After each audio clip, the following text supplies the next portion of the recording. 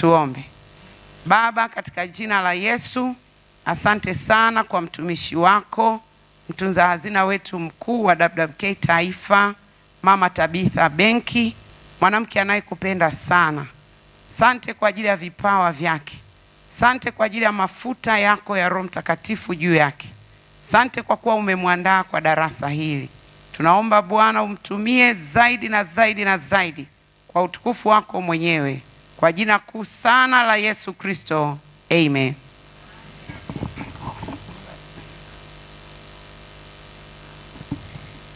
Haleluya. Bwana Yesu asifiwe. Nina shukrani kubwa mbele za Mungu kwa neema yake kusimama mbele za watumishi wa Mungu na kuleta neno la wakati. Bwana Yesu asifiwe.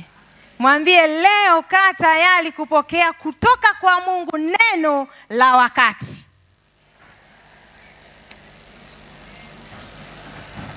Amen. Ninasema ni neno la wakati kwa sababu nilipopata taarifa ya kusimama niliomba.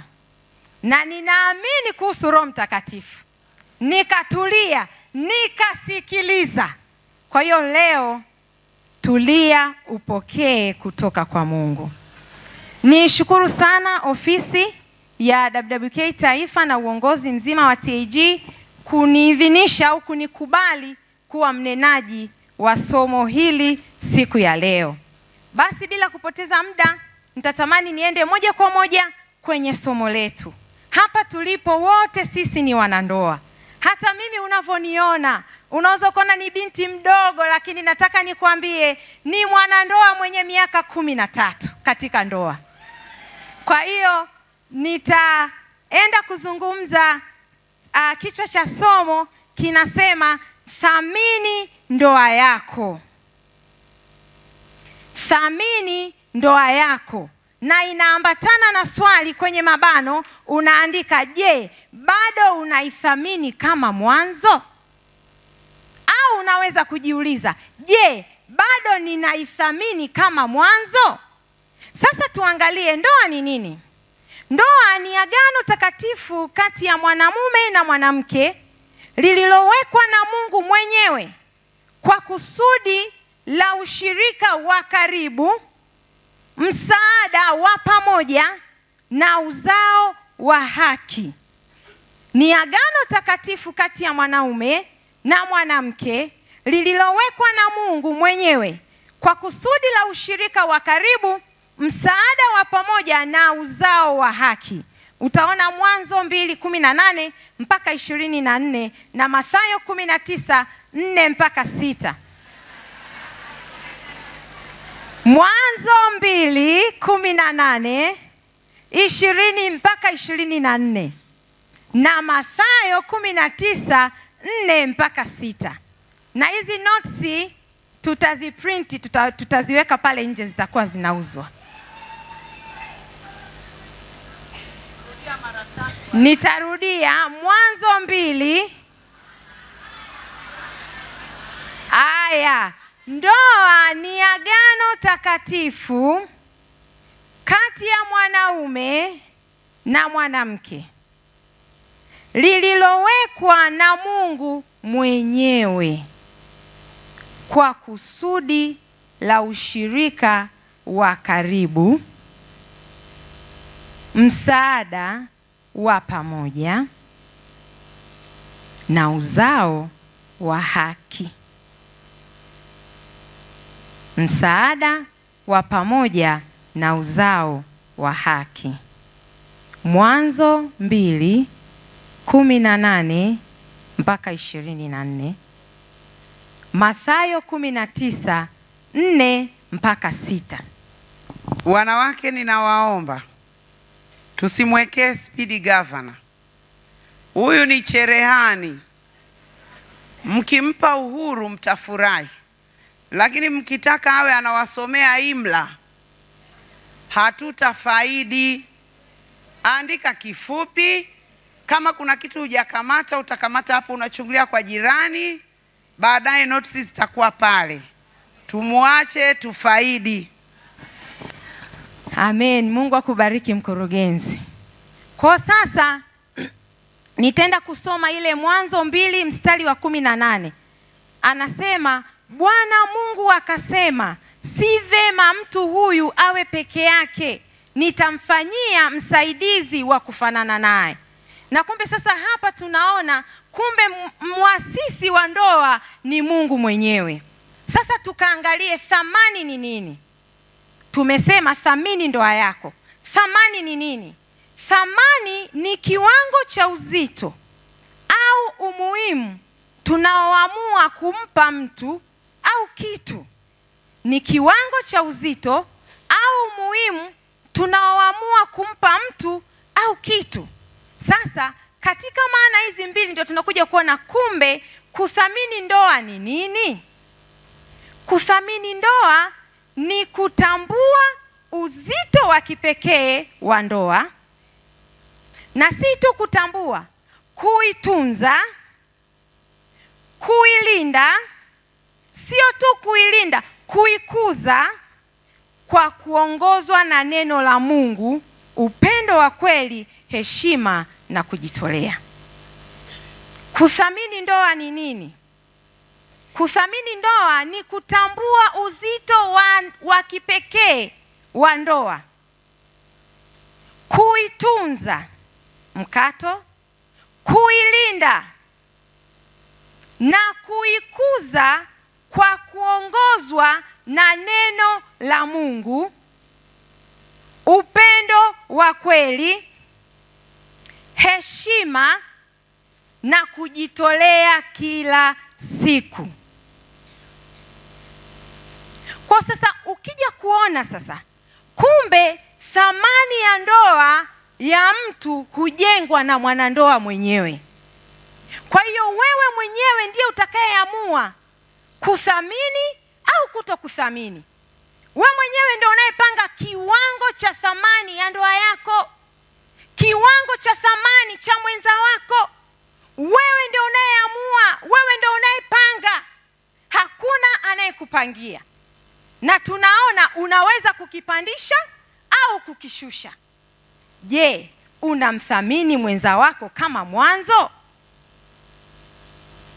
Kuna wengine kadri muda unavyoendelea wanapoishi kwenye ndoa, kadri wanavyoishi kwenye ndoa miaka mingi, ndivyo ambavyo kiwango cha thamani kinashuka. Wengine kadri wanavyoishi kwenye ndoa miaka mingi, kiwango cha thamani kinaongezeka.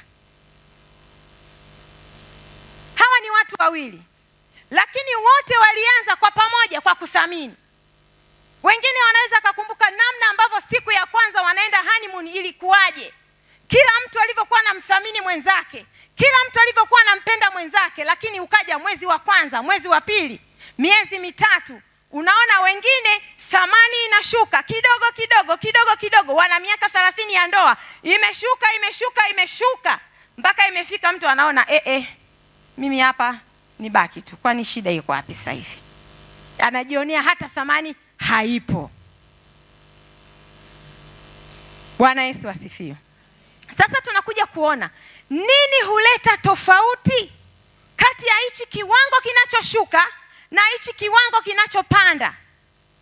Nini huleta tofauti kati ya hizi ndoa mbili? Mwenendo wa mwenza kwa mwenzake wa kila siku. Mwenendo wako ni kielelezo cha namna unavyomthamini mwenzako. Tukitaka tupime namna unavyomthamini baba, tutakuona mwenendo wako wa kila siku, namna unavyoenenda na baba. Watoto wangu wakitaka kujua kiwango cha thamani cha mume wangu nilichompa, watakiona namna ninavyoenenda na namna ninavyohusiana naye kila siku pale ndani. Na watoto wanasoma na wanaelewa. Kwa hiyo kumbe mwenendo wako ni wa thamani sana, na ni mwenendo wa kila siku, kila saa, kila dakika. Bwana Yesu asifiwe. Kwa hiyo chochote unachofanya, tambua kwamba ni kielelezo. Ni mfano wa gari. Tunaweza tukachukua mfano wa gari wa kawaida. Watu wanavyothamini magari yao.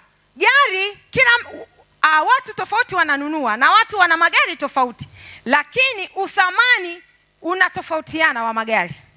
Lakini kila mtu aliyemiliki gari hathamini hilo gari lake sawa sawa na mwingine anavyolithamini. Kuna yule ambaye gari lake amelinunua kwa thamani. Ukimuona huyo mwenye gari jipya ambaye anaelewa gharama ya hilo gari, jinsi anavyoliendesha, kwenye makorongo atatuuliza mwendo kidogo kidogo. Watu wakipanda anaangalia amevaa hivi, anatamani mtu asichafue gari lake. Akija mjini kupaki anatafuta mti uko wapi ili apaki kwenye kivuli, gari lisipigwe na jua. Yote hiyo ni thamani aliyoiweka kwenye lile gari.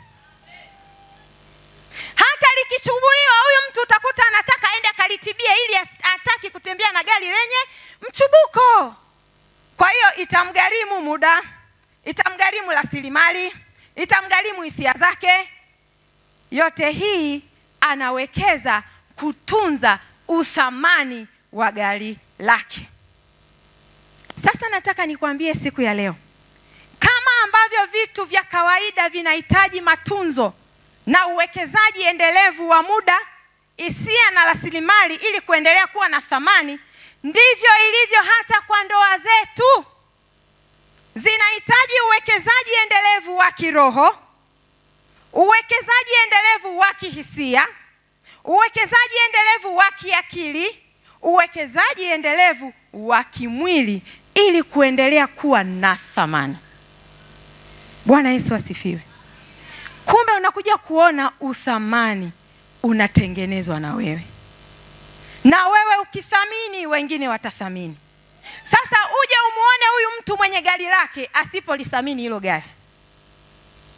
Akishaondoa thamani kwenye gari, utaona anapaki popote, wala asumbuki kivuli kiko wapi. Watu wakipanda sio tu anaangalia waondoke gari safi, wanaacha na makopo, na anaona makopo wameacha pale, wamekunywa maji wameacha, hashtuki. Mwambie mwenzako, uthamani wa ndoa yako utajengwa na wewe mwenyewe.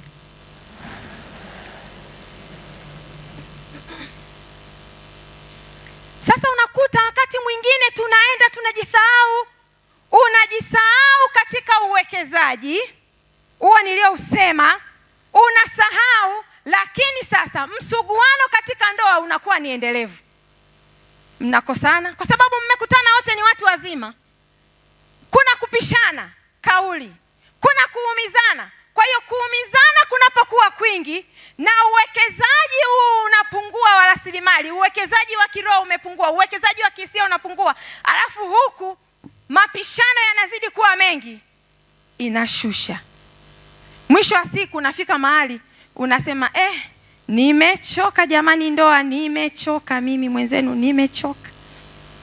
Unapoona watu wanaolewa unasema oleweni tu, lakini mkija huku ujipange.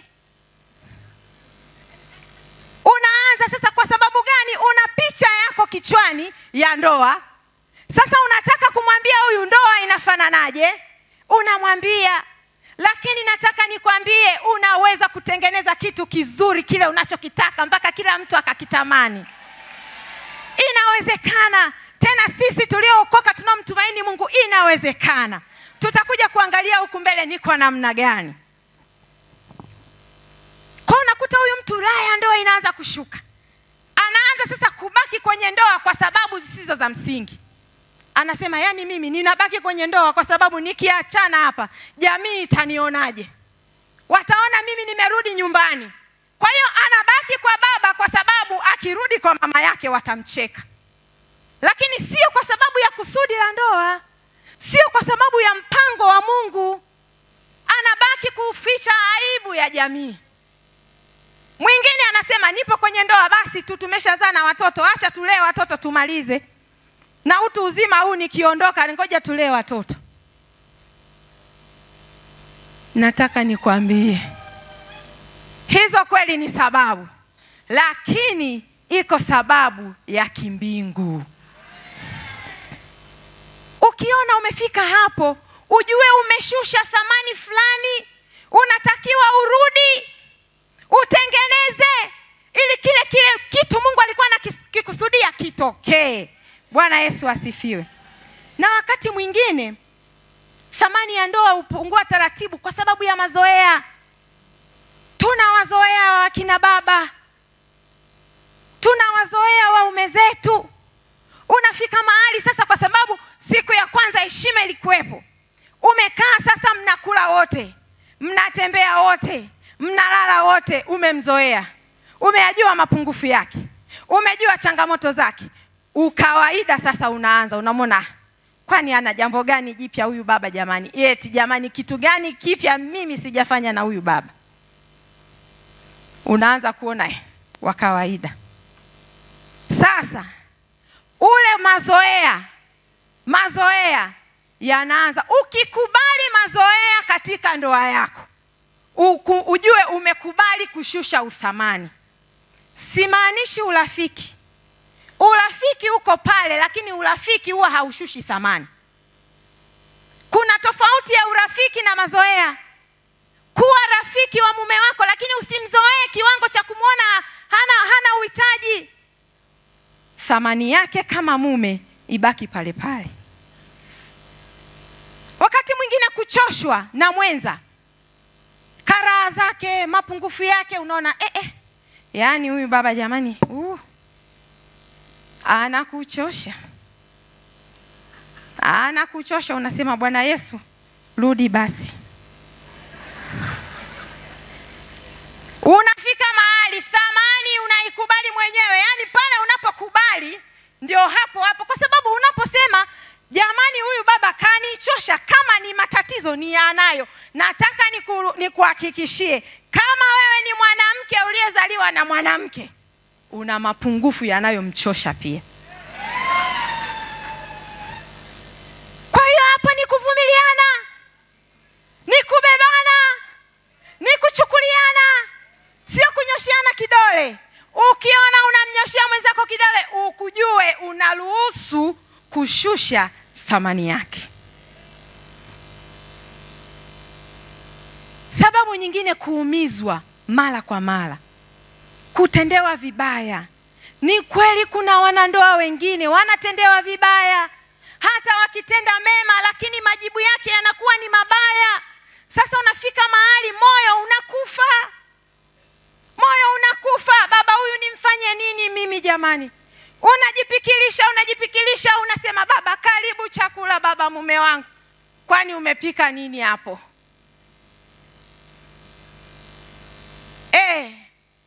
Unajisikia vibaya, unashuka moyo, kutendewa vibaya.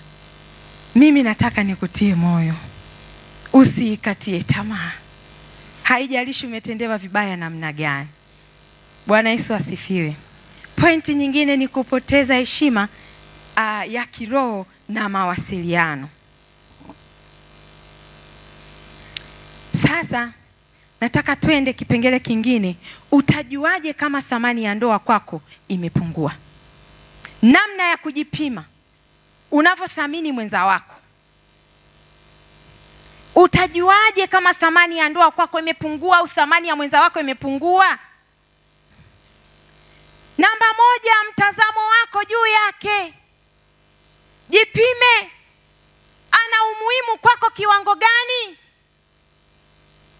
Yaani kuna watu wametofautiana umuhimu. Yaani kuna ndoa na ndoa wametofautiana umuhimu kulingana na thamani waliopeana. Kuna mwingine yeye mume wake anatamani atembee naye kila anakoenda, yuko hapa. Akiondoka anasema we baba we unakaa siku 3. Mbona siku 3 ni nyingi? Kwa sababu umuhimu wake, uwepo wake kwake ni wa muhimu sana. Sio kwa sababu nyingine, ni kwa sababu tu anampenda. Hata kama afanyi naye chochote, lakini akae hapo. Akienda jikoni, akirudi amemkuta pale anaangalia TV. Baba upo? Nipo. Anaenda huku jikoni anaongea na watoto, anarudi, baba unaendeleaje? Niko salama. Yeye ndo raha yake. Wapo watu wa hivyo. Yaani anafurahishwa tu, hajamfanyia chochote, lakini yeye anampenda tu, uwepo wake anautaka tu hivyo. Bwana Yesu asifiwe. Lakini sasa Mwingine sasa, yeye awepo asiwepo haimsumbui. Yaani anamwambia mama, kesho naondoka, unaenda wapi? Iringa. Sawa baba, Mungu akutangulie. Huku anaendelea kuosha vyombo au anafanya, hata hasumbuki. Utakaa mwezi? Nitakaa mwezi sasa hivi. Sawa baba. Haimsumbui. Akiongeza mwezi asiongeze mwezi, yeye hana habari. Na mwingine haoni umuhimu. Yaani hata unasema nirudi, mme wangu nilikuwa nataka nirudi kesho. Hamna shida. Au unasema nirudi lini? Ni wewe tu. Kwa hiyo niongeze wiki, sawa, hata wiki 2 ongeza. Tumetofautiana jamani. Namna ya kuchukuliana na namna ya kufanya nini? Lakini mwingine ametoka hapo, ameenda mbali zaidi. Yaani kuna yule ambaye ni wanaishi kama ni wenza wa ndoa, lakini ni kama wapangaji waliopanga chumba kimoja. Yaani hata kwenye yale mahusiano wametoka. Yaani ni yule ambaye anaweza akaondoka leo, baba labda akaondoka leo. Mama anajua kabisa baba hayupo. Usiku umefika, saa 5, saa 6, asubuhi hasumbuki. Baba hayupo, atakuwa labda na shughuli zake. Siku ya pili, siku ya 3 ndo anasema mbona hajarudi mpaka siku hii ya 3? Ndo anapiga simu, mbona hii siku ya 3 haupo? Nilipata safari nikaenda Morogoro bwana. Niko Morogoro. Haya, yameisha. Yaani ni kila mtu yuko na shughuli zake ndani. Yaani ni kama ndo nasema kama wapangaji wawili wamekaa chumba kimoja. Kila mtu ana shughuli zake, kila mtu, hamna mtu ambaye ana habari na mwenzake. Jamani, hawa watu wapo hawapo? Mungu atusaidie. Na hivi vitu ni vidogo vidogo, lakini ndio vinavyojenga thamani. Bwana Yesu asifiwe. Amen. Kwa hiyo nataka nikutie moyo.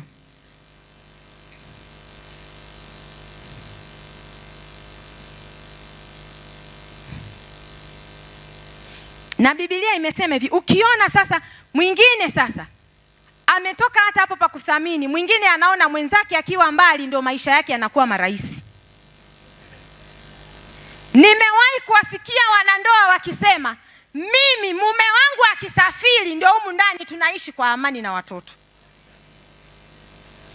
Sasa akifika hapa, mtu kama amefika hapa, hiyo hatua ni kubwa zaidi.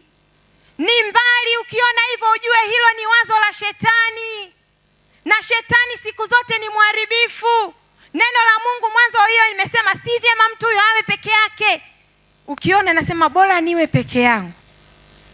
Wazo la shetani. Maana ukifika hapo ndio wale wanaoanza kusema nataka taraka. Mungu atuponye.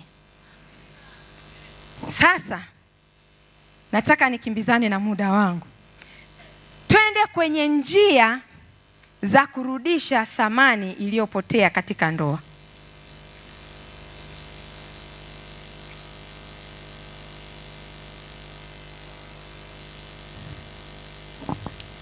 Njia za kurudisha thamani iliyopotea katika ndoa. Namba 1, kulitii neno la Mungu. Nataka nikutie moyo mama uliyeko hapa. Turudi kwenye msingi wa neno la Mungu. Neno la Mungu ndio dira yetu na Mungu ndiye muasisi wa ndoa. Lazima turudi kwenye neno la Mungu na kwenye misingi ya neno la Mungu. Neno la Mungu linatuambia nini? Ukiangalia Waefeso 5:24 inasema, enyi wake watiini waume zenu katika kama kumtii Bwana wetu. Na wanaume wameambiwa wapende wake zao kama Kristo alivyolipenda kanisa. Waefeso 5:25. Kwa mimi nataka nikutie moyo mwanamke, turudi kwenye neno la Mungu, tutii. Na mimi wanasema siku zote kwamba uzuri wa mwanamke upo katika utii wake. Uendelevu wa uzuri wa mwanamke upo katika kutii. Kama unataka kuendelea kuwa na mvuto kwa baba, endelea yani maintain hali ya utii. Uwe mtii. Mimi nakwambia neno la Mungu halisemi kwa bahati mbaya. Liliposema watii, Mungu alijua kuna faida ya kutii. Na alijua sisi tukitii mambo yanaenda. Bwana Yesu asifiwe. Na ninataka nikuhakikishie utii ni gharama. Yaani utii ni gharama. Kwa sababu wewe ni mtu mzima mwenye maamuzi na una uwezo wa kujiongoza na una uwezo wa kutamani kufanya kitu, lakini uko chini ya kiongozi ambaye unatakiwa kumtii. Kuna gharama ya kulipa. Sio kila mara tunapotii huwa tunakunywaga Pepsi. Unasema sawa baba, hamna shida, nitalifanya. Kuna nyakati unatii, unatakiwa uiambie nafsi yako, tulia, unataka nini? Mimi kuna kipindi kilifika nikajiambia, nikakaa chumbani. Yani unakuta kuna jambo, unajua kuna yale mambo umesema ili hapa natamani kufanya hivi, nataka nifanye hivi. Unaenda una pressure yako, una uzito wako wa jambo, unatamani kulifanya. Sasa unatakiwa kumwambia mume wako, na wewe unaenda kumwambia ukiwa tayari uko kwenye hali fulani ya shauku ya kutaka kufanya. Alafu unamwambia yani baba, ili jambo 1 2 3. Kwanza hana pressure. Tofauti inaanzia hapo. Wewe una pressure, unataka kitu hichi kitokee na unaona kufanya kuna matokeo. Yani baba kuna matokeo. Yeye pressure hana, anakusikiliza bila stress, anasema kwa hiyo unajieleza mpaka jasho linakutoka. Alafu ukimaliza anakwambia, unasubiri kwamba atasema una akili mke wangu. Anakwambia sasa mimi nafikiri tusubiri kidogo, tulifanyie utafiti. Unajitia nguvu katika Bwana.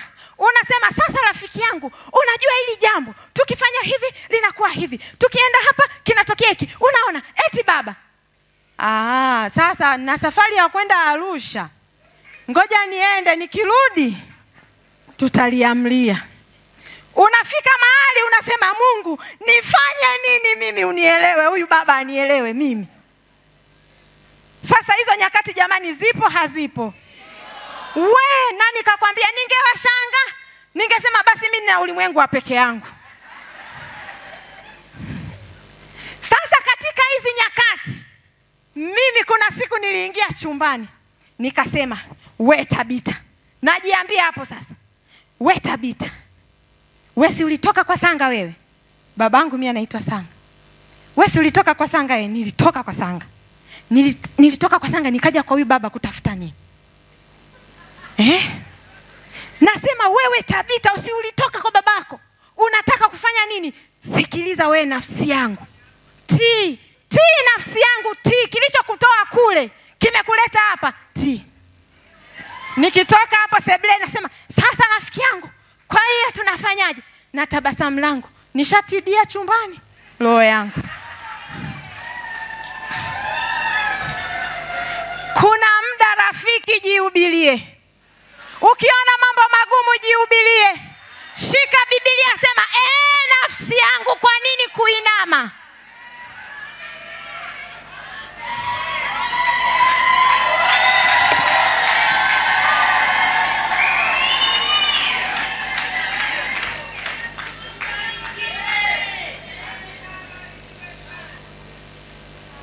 Mungu atusaidie. Tunashindwa hapo. Sasa ukifika hapo ndio unaanza kusema, na ameenda Arusha, nifanye nini? Kwa sababu unakuta hela unayo, uwezo unao wa kufanya, na kujificha unaweza ukajificha afu ajui. Shetani hapo ndio anajichocholesha. Nikwambie usikubali. Unaihatarisha ndoa yako. Na thamani inajengwa hapo. Tulia. Lakini jambo la pili,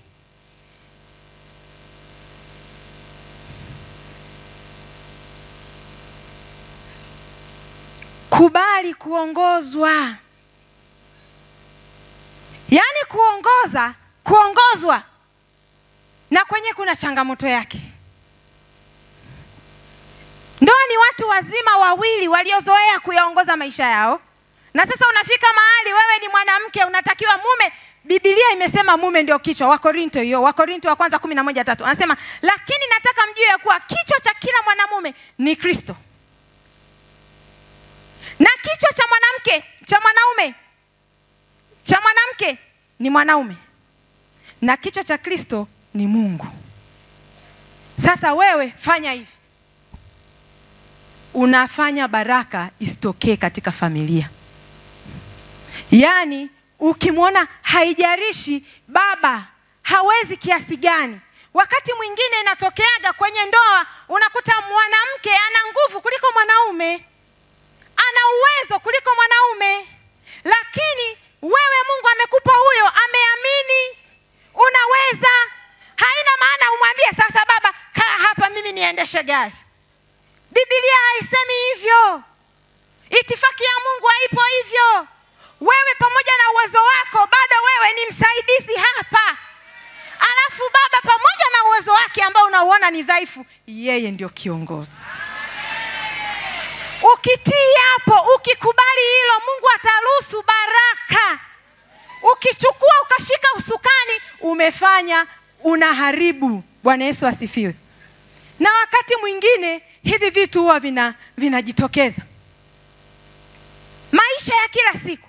Mungu atusaidie. Wakati mwingine wanawake tunakuwa na kila kitu cha haraka. Mungu ametuumbia uharaka fulani hivi. Yaani unakuta unasema, umeshajibu hata kabla hujafikiria. Unasema, Mungu ponya mdomo wangu.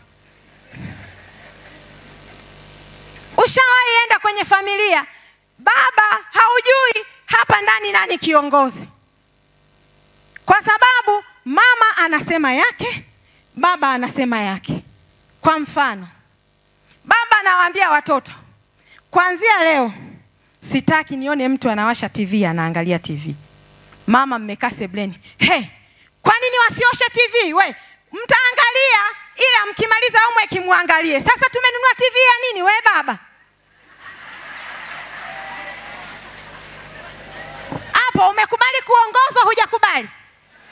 Kwa sababu baba amesema, naomba watoto kuanzia leo msiangalie TV. Ni baba amesema, ni kiongozi kasema. Hujajipa hata muda wa kufikiri. We, tulinunua TV ya nini? Watoto wakae wanapata shida. Angalieni ila mmalize homework. Sasa watoto mnawaweka kwenye pande mbili. Akiwepo baba wanazima TV. Mama akiwepo wanawasha TV. Ni tawala mbili zipo humo ndani. Mwisho wa siku tunaharibu kizazi kwa sababu hawa watoto ndio ndoa za kesho. Na yeye huyu binti anayekusikiliza unampinga baba mbele yake. Unamsema baba mbele yake. Anasikiliza. Kitchen party tunazifanya. Lakini nikwambie wanavaa vizuri, wanacheza, wanaimba. Lakini siku hiyo linaingia huku linatokea huku, atasikumbuka maneno matatu mawili. Ila maisha unayoishi, vile unavyomjibu baba ndio atatoka naye kwa mume wake. Watoto waangalie TV. Anasema hivi, baba anasema hivi, mama unasema hivi. Ndugu yangu, maisha ya kila siku. Bwana Yesu asifiwe. Hivyo vitu vidogo ndio vinavyojenga. Mwisho wa siku baba anasema, huyu mama kila nikisema yeye anasema lake. Sasa namuacha asemage yeye. Kwa hiyo sasa wewe ndio unasema, fanyeni, msifanye. Vikiharibika ndio unasema, sasa baba fulani tunafanyaje hivi? Nilimwambia, afu akasema, kwani wewe ulijipangaje wakati unamwambia? Ndio utakapokutana na kitu kigumu. Utaona moto. Mama akaniambia pale. Usiruhusu tawala mbili. Ukumbuke wewe ni msaidizi. Upo kumsaidia. Kama anashindwa, kazi yako ni kumsaidia. Mtu mmoja alisema, mtu akianguka, msaidizi anaenda kumpa mkono na kumnyanyua. Nyanyuka. Lakini hakuna msaidizi ambaye mtu akianguka anaenda kumpiga teke. Yuko msaidizi wa hivyo? Sasa sisi wamama wengi watu wakianguka tunawapiga mateke. Niliposikia mtu alivyosema nikasema ila ni kweli. Kwa sababu kuna muda anapambana baba, anapambana kweli, anaanguka, hapati hela, hapati kitu cha kufanya, hafanyi vizuri. Sasa hivi wewe ni baba gani ambaye hata husomeshi watoto? Huko ni kumpiga teke, sio kumnyanyua. Wewe sasa ni mume gani jamani, hata unifanyi hivi, hata hela ya kusuka haunipi, alafu unasema umeoa? Huko ni kumpiga teke. Mungu atusaidie, tusiwapige mateke, tuwanyanyue. Tunapoona wanashindwa, tunawanyanyua kwa kuwaombea na kuambia, mume wangu unapambana mume wangu, lakini ipo siku isiyo na jina Bwana atakutokea, utafanya hivi, utafanya hivi, utafanya hivi. Mnyanyue. Na Mungu atusaidie. Tuache kuona kama tunaweza. Lakini jambo lingine la pili, kuonyesha heshima na adabu. La tatu, kuonyesha heshima na adabu. Mheshimu mwenza wako kwa matendo, kwa maneno. Mwelewe, msikie, mtendee kwa adabu. Hata kama kuna tofauti. Unajua Mungu ametupa kuona. Sisi wanawake tumezawadiwa kitu cha kuona. Tunaona vitu fulani. Na wakati mwingine hivi vitu huwa ukikiona kinaleta baraka katika familia. Au kinaondoa, kinaepusha hatari katika familia. Lakini unapokuwa na ushauri mzuri, unapokuwa umezawadiwa talanta ya Mungu, iwasilishe kwa adabu. Wakati mwingine waume zetu wanatamani mawazo yetu, wanayapenda, lakini namna tunavyoyapeleka, unayapelekaje? Mungu atusaidie. Mimi nitatamani tupitie hadithi moja ya Wafalme wa Pili 4. Mimi huyu mama nilimsoma mara nyingi sana, nikampenda, na kuna vitu tutajifunza kutoka kwake. Wafalme wa Pili 4 mlango wa 4, ni hadithi iko mstari wa 8 mpaka wa 37. Sasa nitasoma mstari wa 8 mpaka wa 10. Anasema, hata ikawa siku moja Elisha alikwenda Shenemu, na huko kulikuwa na mwanamke mmoja mwenye cheo. Sema mwanamke mwenye cheo. Naye akamshurutisha aje yale chakula. Ikawa kila alipopita njia ile huingia kula chakula. Yule mwanamke akamwambia mumewe, tazama, mimi naona ya kuwa mtu huyu apitaye kwetu mara kwa mara ni mtu mtakatifu wa Mungu. Na kuomba tumfanyie chumba kidogo ukutani, na ndani yake tumwekee kitanda na meza na kiti na kinara na taa, na itakuwa atujiapo ataingia humo. Huyu ni mwanamke ametajwa kwa jina la mwenye cheo. Mimi niliposoma, nikampenda. Na nilipojua Biblia ilipomtaja kwamba yeye ni mwenye cheo, nikataka kufuatilia mume wake ametajwa vipi kwenye Biblia. Nikakuta wamemtaja kwa sifa mbili. Moja ni mzee, alafu 2 mkulima, yani alikuwa kulima.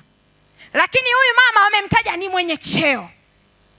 Kwa sasa huyu ni mama mwenye cheo. Amemwona mtumishi wa Mungu Elisha. Alivyomuona Elisha akasema kuna kitu, yule ni mtu wa Mungu. Akaenda kwa mume wake. Naomba niwekee mstari wa 9. Wafalme wa Pili 4:8. Huyu mwanamke mwenye cheo anasema, yule mwanamke akamwambia mumewe. Ina maana alipoona kuna jambo jema hapa, kuna ukarimu, lile jicho lake alivyoona tunatakiwa kufanya kitu pamoja na cheo chake, alienda kwa mume wake mzee. Akasema, tazama, mimi naona ya kuwa mtu huyu apitaye kwetu mara kwa mara ni mtu mtakatifu wa Mungu. Haya, tusome hiyo mstari wa 10 wote.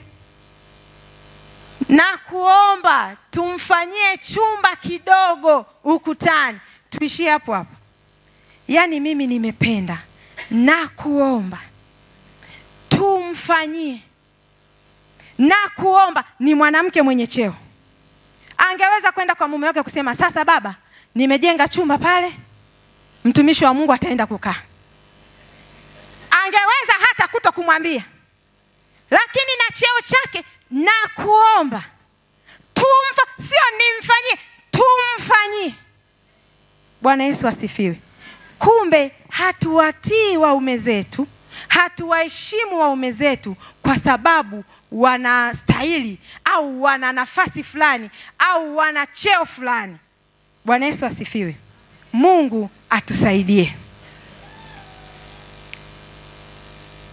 Huyu mwanamke alitambua na ashukuriwe Mungu kwamba sasa huyu baba alikubali ombi la yule mama, na tunaona kwamba yule mama alipokubaliwa lile ombi lake, kweli akajengewa. Elisha akakaa pale, na wote tunajua ni wasomaji wa Biblia. Elisha alivyokuwa anataka kuondoka pale akasema huyu mama atendewe nini? Wakajadiliana na Gehazi. Jicho lake, hekima yake, maneno yake, mpangilio wake wa kwenda kumfuata kwa mume wake ukasababisha baraka katika familia. Mtoto akadhaliwa.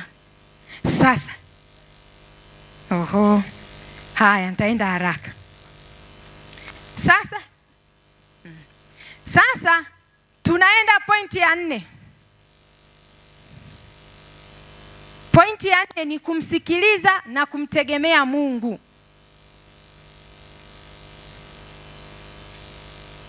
Mimi ninajifunza kwa huyu mama ujasiri na kumtegemea Mungu. Wakati mwingine katika maisha tunapitia mambo magumu, mambo ya kukatisha tamaa kama nilivyosema. Katika ndoa tunapita mambo yanayosumbua moyo, na kutia moyo mtu wa Mungu. Kuwa na ujasiri. Mtegemee Mungu. Dumu katika kuomba. Tutaona huyu mwanamke mwenye cheo. Twende mstari wa 18. Tuone namna alivyofanya. Nitasoma. Anasema sasa huyu mtoto ameshazaliwa. Mstari wa 18 anasema hata yule mtoto alipokuwa, ikawa siku moja alitoka kwenda kwa baba yake kwenye mavuno huko shambani. Akamwambia baba yake, kichwa changu, kichwa changu. Naye akamwambia mtumishi wake. Yaani baba anaenda kwa mtoto analalamika kichwa, baba sasa. Akamwambia mtumishi wake, mchukue kwa mama yake. Hebu tuseme mchukue kwa mama yake. Tunaendelea. Kijana sasa wa shambani akamchukua akampeleka kwa mama yake, naye akakaa magotini mwake hata adhuhuri, kisha akafa. Huyu mama alikuwa na ujasiri wa ajabu sana. Ukiendelea mstari unaofuata anasema hivi. Sasa tunajua huyu mtoto alivyokufa. Ukiendelea pale yule mama mstari unaofuata anasema hivi, mamae akapanda juu, akamlaza juu ya kitanda cha yule mtu wa Mungu, kile chumba muujiza ulikotokea. Akamfungia mlango. Hii ni Biblia, sio mimi. Akatoka. Kisha akamwita mumewe akasema mara ya pili, tafadhali uniletee mtu mmoja wa watumishi na punda mmoja ili nimwendee yule mtu wa Mungu kwa haraka na kurudia tena. Huyu mama ana ujasiri. Mtoto amekufa, hakupiga yowe. Mwanangu. Kaonana na mume wake, hakusema kwa nini mtoto amekuja kwako, umemwambia aje kwangu kupeleka hospitali, ona sasa mtoto amekufa. Hakulalamika. Akasema tafadhali naomba punda. Alikuwa anajua nini anafanya. Alikuwa na utulivu. Sasa tunaona huyu mama alipotoka pale, wote tunajua alienda kwa Elisha. Alipofika kule, Gehazi alienda kumlaki. Gehazi akamwambia, una nini? Kwema. Mtoto hajambo? Kwenu huko hamjambo? Mstari wa 26. Akasema hawajambo. Lakini ameacha mtoto amekufa kwenye kitanda. Hamna mtu aliyemwambia. Anajua nini anafanya. Alipofika kwa Elisha, akamwambia Elisha, tulikubaliana huyu mtoto kinipa, naomba fanya jambo. Elisha akamwambia Elisha, mtoto amekufa. Elisha akamchukulia poa, niseme maneno ya kijana. Akamwambia hivi, Gehazi, chukua hii fimbo yangu, nenda kwa yule mtoto aliyekufa, kaweke fimbo yake juu ya kipaji. Yule mama alisubiri tu yule Elisha amalize maelekezo. Akamwambia hivi, kama Bwana aishivyo na roho yako ishivyo, sikuachi. Unamtuma Elisha, mimi nimekuja kwako. Elisha ameniuliza, unamtuma Gehazi, mimi Gehazi sijampa taarifa zangu. Wewe nimekuja kukupa wewe, na wewe unamtuma Gehazi ambaye sijampa taarifa. Gehazi hana jambo na mimi. Naomba tunyanyuke. Aiza wewe utakapokaa nimekaa, si ndio? Manake utakapolala na mimi nimelala, utakachokula na mimi nimekula, mpaka twende kwa mtoto ninachotaka hafufuke. Nataka nikwambie mwanamke, ng'ang'ana kwenye maombi. Usikubali majibu marahisi. Shikilia hapo. Mwambie Yesu, neno lako linasemaje? Nataka muujiza wangu, nitende. Na cha ajabu, Gehazi alivyoenda, yule mtoto kweli hakufufuka. Mpaka Elisha alipoenda akapata ufunuo. Lakini kama yule mwanamke angekubali kumwacha Elisha kule, yule mama, mtoto yule asingefufuka. Bwana Yesu asifiwe. Tujue nani tunamwambia tunapopitia mambo magumu. Sio kila mtumishi wa Mungu utamwambia mambo yako. Jua unamwambia nani. Lakini kaa, vumilia, mwamini Mungu. Usipige yowe, usipige kelele. Kapigie kelele kanisani, kwenye kona yako na Mungu. Yesu, naangamia, na Yesu atatokea. Mwisho, muda wangu umeenda. Kuwekeza kwa upendo wa vitendo. Sasa tumesema mambo ya rohoni. Jamani, huu nao ni mwili. Unataka mambo mazuri. Nani hapa hataki kutendewa mambo mema? Naomba anyoshe kidole tumuombe. Wote tunapenda kupendwa. Nataka nikwambie mwanamke, kamtendee mema mume wako. Wekeza kumtendea mema mume wako. Mtendee matendo mema, mpende. Mtu mwingine anasema mimi nimezeeka sasa hivi. Wewe hayo mambo wafanye watoto. Mimi nataka nikwambie, mapenzi hayazeeki. Watu ndio tunazeeka. Lakini sisi tunazeeka, lakini mapenzi hayazeeki. Kinatofautiana tu namna ya uwasilishwaji. Wewe leo ukiwasilisha mapenzi yako kwa baba kama anavyowasilisha mtu aliyetoka kuona leo, tutakushangaa. Lakini haina maana huyo baba hahitaji kupendwa. Mpende. Mimi nasemaga hivi, ukiweza kumwimbia wimbo, muimbie.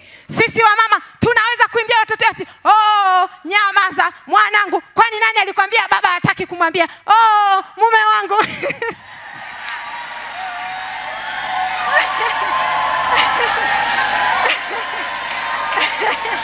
Unamwimbia mtoto. Kwani si tunasemaga waume zetu ni watoto wa kwanza? Wewe siku moja jicho moe betri. Mwambie, mume wangu mpenzi, nakupenda sana, nimetoka. Yani utashangaa atasema niondolee vituko vyako hapa.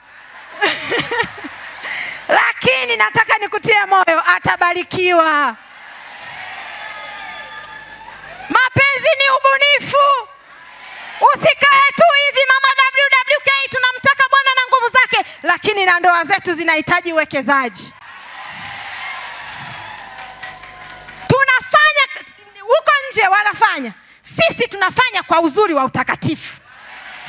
Haina maana tusitishe, na wenyewe wana miili. Kuwa mbunifu. Mwanamke mtumishi wa Kristo, kuwa mbunifu katika ndoa yako. Huyo baba usimchukulie poa, wekeza. Mtendee mema. Neno limeniishia hapa. Nitaka niseme mpe busu. Wewe umembusu lini?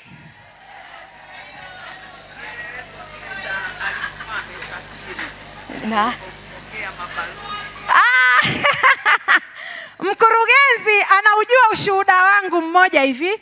Ananiambia toa kielelezo namna ulivyomfanyia mume wako. Kwa sababu anajua, jamani, mimi ni wale wa mama wenye heka heka. Sema heka heka. Nina heka heka. Mume wangu alisafiri. Sasa nalisema, sikupanga kulisema, nalisema kwa neno la mkuu wangu. Mume wangu alisafiri bwana we. Alikaa muda wa kutosha. Aliendaga Marekani.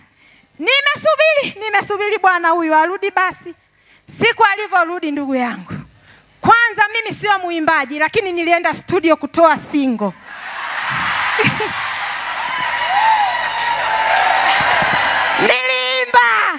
Nilimba. Huo wimbo ninao. Yani Jamani, ule wimbo nilipata tabu. Mwalimu asema hapo umeimba flat, hapo umefanya, lakini ninachojua niliimba. Haikutosha, yote hayo ni maandalizi. Nikasema hivi, huyu baba haingii kizembe ndani, anaingiaje kizembe? Kwa hiyo nikaandaa nyimbo 2. Ungeniita nikusaidie. Amen, asante. Niliandaa nyimbo 2. Wimbo wa kwanza nilisema huu utamtoa airport mpaka kwenye geti.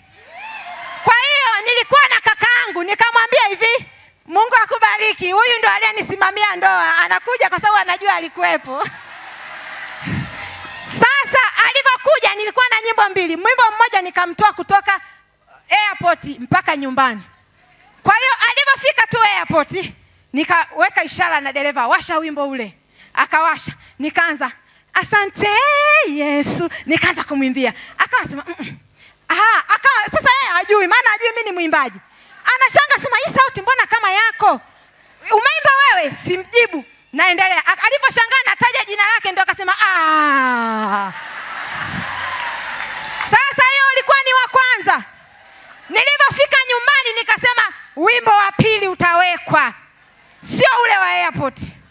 Nikaandaa maji ya moto, nikaweka getini. Nikaandaa taulo, nikaandaa sabuni. Heka lazima uwe nazo mwanamke.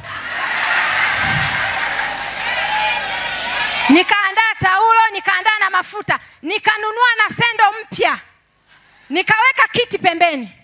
Kwa hiyo alivyoingia tu pale, anatoka kwenye gari, nampeleka kwenye kiti, namwimbia wimbo, akakaa kwanza kwenye kiti. Nikavua raba, nikavua soksi, nikachukua dishi, nikamnawisha na maji yale ya sabuni, na sabuni nikanawisha vizuri, nikamfuta.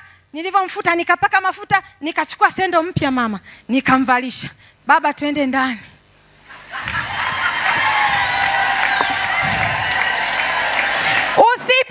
Usipojishughulisha, ndoa itabaki pale pale imeko hivi. Bwana Yesu asifiwe. Naomba nimalize. Sasa kuna watu wawili, naomba nimalize kwa kusema hivi. Kuna watu wawili niliwaandaa, nilitamani tuwasikilize. Wanaka kitu kadogo kakutuambia. Sasa nimeshaenda muda mrefu na sitamani niende. Sawa. Nawapa 5. Nikasema hivi, mimi mnaweza mkasema ni binti mdogo, nawaambia haya, mtasema wewe anasema hivyo bado, ngoja afike miaka 40. Na nikasema nina mama yangu, naomba nimkaribishe mama mchungaji. Ni mama mchungaji wangu jamani. Ni mama mchungaji wangu. Nilipooana tu na mume wangu, tukahamia kanisani kwake. Na mimi ndio katibu wa kanisa ambako yeye mume wake ni mchungaji kiongozi. Ananilea, yani haya ninayoyasema mengine ninayanyonya kutoka kwake. Kwa hiyo nikasema aje awafundishe. Wala sina mengi. Bwana Yesu asifiwe. Yani mimi leo nasema mtoto amekua. Tumekaa naye kanisani, huu ni mwaka wa 11 kanisa letu limetimiza. 11 tumeanza wa 12. Lakini mtoto amekua, amehitimu. Tena amesahau huo wimbo, alipomaliza kuimba akaja akamwimbia mume wake kanisani. Wote tulishangaa. Lakini mimi nimesimama hapa kusema neno moja au mawili. Kwanza, hayo yote aliyoyafundisha mimi nimeyapokea pamoja na umri wangu. Huu ni mwaka wangu wa 67. Mungu amenijalia ndoa yetu, wiki ya kwanza ya mwezi wa 7 tunatimiza miaka 40. Wapendwa wanawake, niwaambie siri. Amesema hivi, kila kitu tumepewa sisi wanawake, tusiwachoke waume zetu. Sijawahi kumchoka mume wangu. Kila siku lazima niombe ndoa yangu. Yaani lazima, hakuna siku imepita kwa Mungu toka nimeolewa. Na maombi yangu ni haya, pamoja na maombi mengine. Namwambia Mungu, nisaidie. Mimi ni mwanamke. nisaidie kumpenda mume wangu, niumbie upendo mpya, kwa sababu miaka 40 si haba. Kwa hiyo kila siku ni maombi yangu, mimi ninampenda mume wangu kwa dhati ya moyo wangu. Yaani yeye kwangu mimi ni mfalme, na kwa sababu nimemfanya mfalme, yeye amenifanya malkia. Ninamtii kama alivyosema mwalimu wetu, si rahisi. Kuna mambo mengine ni magumu, lakini kwa sababu tuko ndani ya Kristo na Mungu ndio anayefunika ndoa yetu, anatuwezesha. Wakati mwingine kwa machozi, lakini tumeambiwa tutii, lazima tutii. Sisi tunaomba pamoja. Sio kwamba sina muda wangu wa kuomba, lakini yale maombi maalum kila siku, kama ni lisaa, kama ni zaidi ya hapo, tunaomba pamoja na mchungaji. Yaani tuna ratiba yetu kabisa, kwa sababu tukiomba pamoja ndio ndoa inakuwa imara.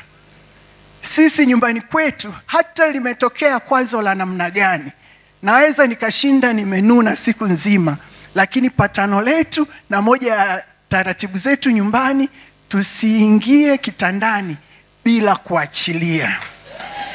Kwa hiyo kama itachukua nusu saa, kama litachukua usiku mzima, lakini hatutaamka kesho na neno la jana, la mchana.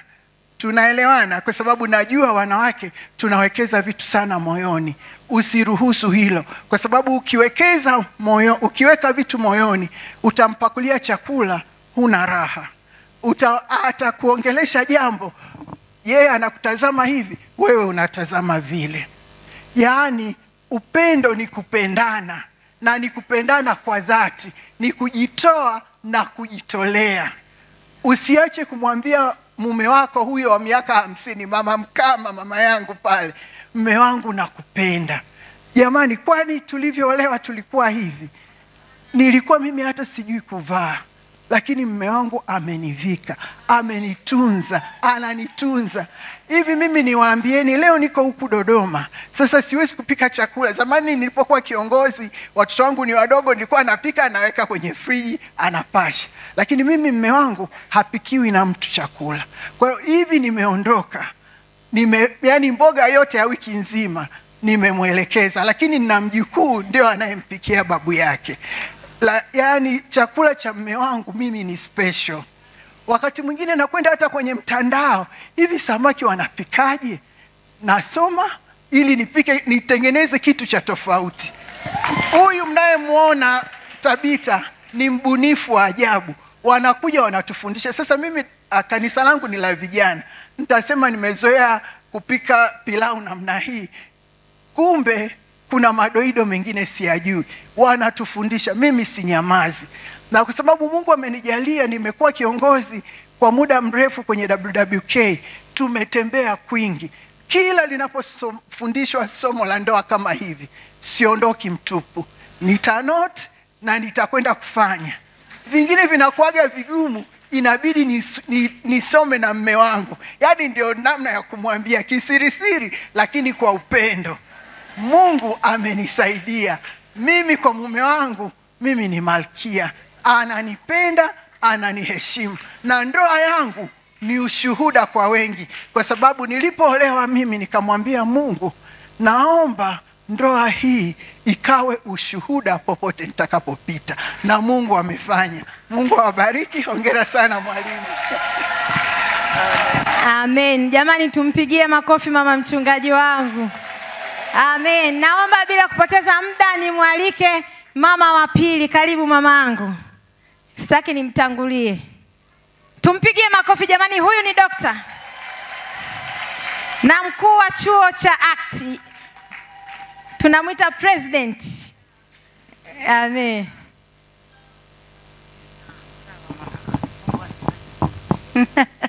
Yesu asifiwe. Najua kuna wengine wananifahamu na kuna wale wasionifahamu. Dr. Nigula, mimi ni mke wa mfalme mmoja anaishi mbinguni. Bwana Yesu asifiwe sana. Nilifanikiwa kuishi na mume wangu kwa miaka 18. Na baada ya miaka hiyo 18, msemo wa mama Hamuli alichoka vumbi. alichoka vumbi akahamia mbinguni. Usisikitike, ni miaka 4 imepita, lakini nimesimama hapa ili nilisema hivi, baada ya muda fulani wa kuugua na kuchanganyikiwa na kutokujua nifanyeje na kutokuelewa nini kimetokea nilisema nikipata nafasi ya kuongea na wanawake wenye ndoa, na hisi leo ninaweza kuongea vizuri zaidi kuhusu ndoa kuliko wakati akiwepo, kwa sababu ninafahamu thamani ya ndoa ikiwepo na ninafahamu inapokuwa haipo.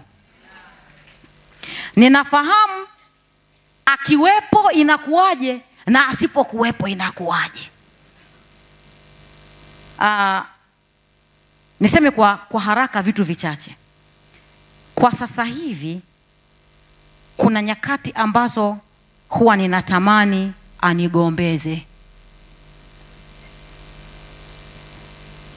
Huwa nina miss sauti yake. Mume wangu alikuwa ni mpole sana, alikuwa hajui kugombeza, na kuna wakati alikuwa eti ananipigia honi nimechelewa. Unajua wanawake watu tunachelewa saa nyingine kutoka ndani, ameshaingia kwenye gari tuende kanisani bado huko ndani.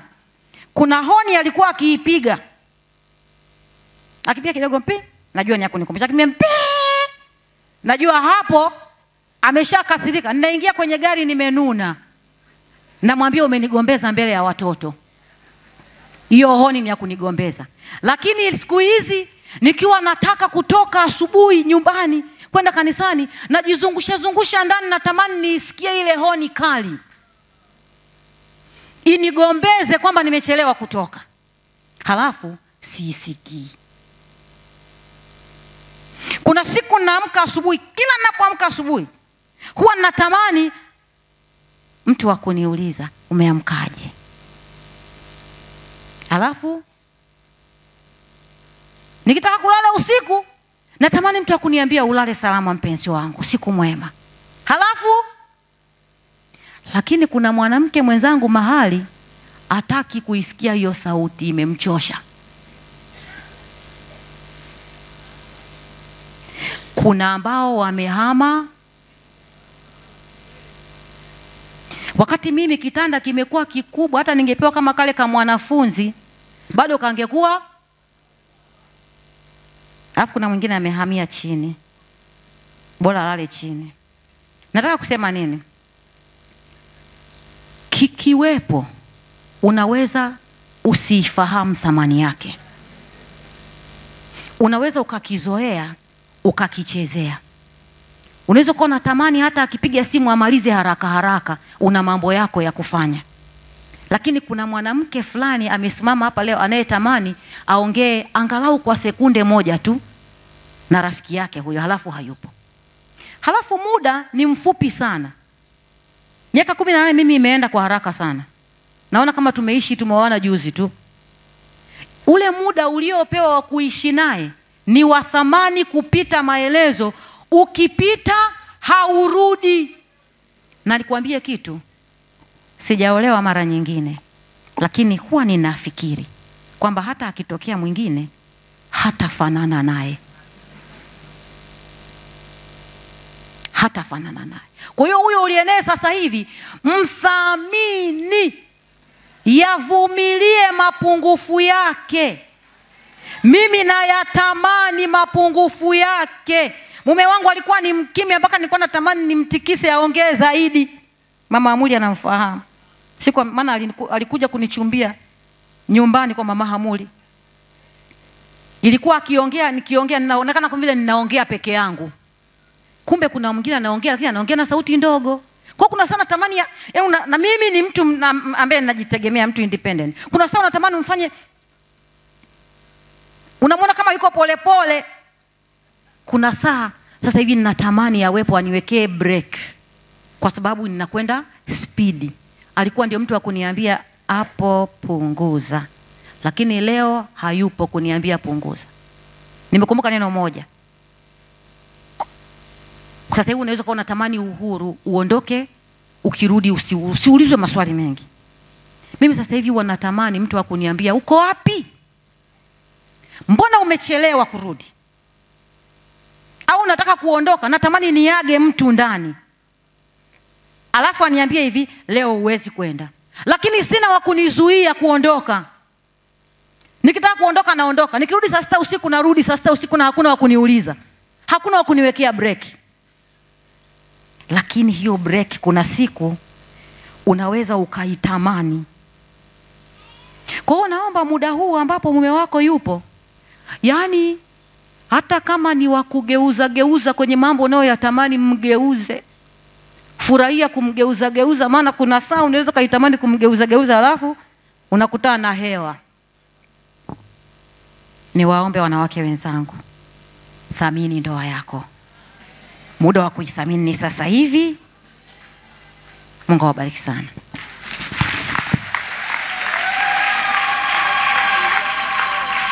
Bwana Yesu asifiwe. Naomba tusimame. Naomba nimkaribishe mkurugenzi atuongoze kwenye maombi.